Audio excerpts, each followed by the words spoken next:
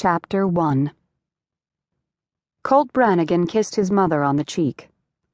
"I'll see you tonight." He turned to her caregiver. "I'm working with the nursing service in Sundance. They'll be sending someone out in the next few days to start helping you with Mom's care." "I'll be fine. Hank's been able to give me some free time." "That's good. See you tonight, Ina." Colt's 60-year-old mother didn't know anyone. She'd been diagnosed with Alzheimer's before his father's death 16 months ago. It had grown much worse over the past year. She needed round-the-clock care. "Hey, Colt." At the sound of his brother Hank's voice, Colt shut the bedroom door and strode down the hallway of the ranch house's main floor toward him. "What's up?" "Phone call for you from Warden James's office." "Warden James? Must be a wrong number," he said, knowing full well it wasn't. He walked past his brother and headed for the back door, not needing another delay when he should be in the upper pasture. Hank followed him at a slower pace due to his walking cast. "You did advertise for a housekeeper in the Black Hills Sentinel. They want to know if you've already filled the position." Colt realized he should have indicated in the ad that they were looking for a female housekeeper. His mother would insist on it if she could express herself, but that time would never come again. "Tell them it's too late." "But—" "No buts." He cut his brother off with a grimace. Before their father had passed away from blood clots in the lungs, he'd obliged the warden by granting him a favor, one he'd lived to regret. The freed inmate had been taken on as a ranch hand on a provisional basis. He'd stayed only long enough for a few meals and a paycheck before he took off with the blanket from his bunk and some of the other hands' cash.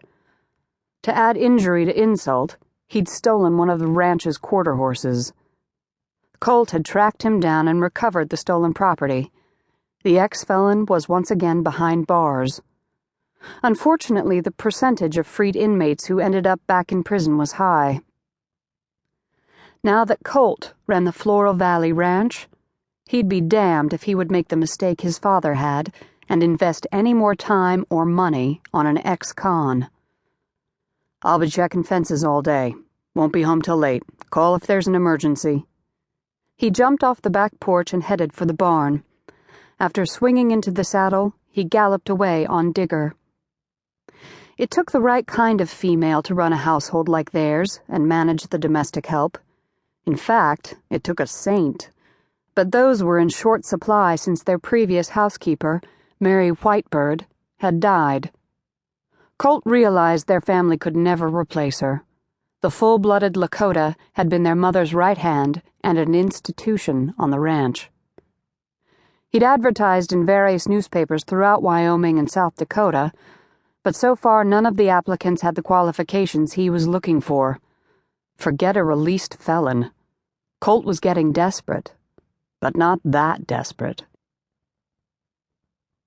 Floral Valley Ranch, 4 miles. Geena Williams rode past the small highway sign and had to turn around. 8 miles back, an old rancher at the cattleman's stock and feed store in Sundance, Wyoming, had told her she might miss the turnoff if she weren't looking for it. He'd been right. From here on out, it would be dirt road. She stopped long enough to catch her breath and take a drink from her water bottle. During the day, the temperature had been 69 degrees, with some wind in the afternoon, typical for early June in northeastern Wyoming, but now it had dropped into the 50s and would go lower. Her second-hand parka provided little insulation. Though the weather had cooperated, it was sheer will and adrenaline that had gotten her this far. Now desperation would have to get her the rest of the way. Her legs would probably turn to rubber before she reached her destination, but Geena couldn't quit now. She needed to make it to the ranch before it was too dark to see. A half-hour later, she caught sight of a cluster of outbuildings, including the ranch house, but it was 10 to 10 and she didn't dare approach anyone this late. She pedaled her road bike over to a stand of pines and propped it against one of the trunks.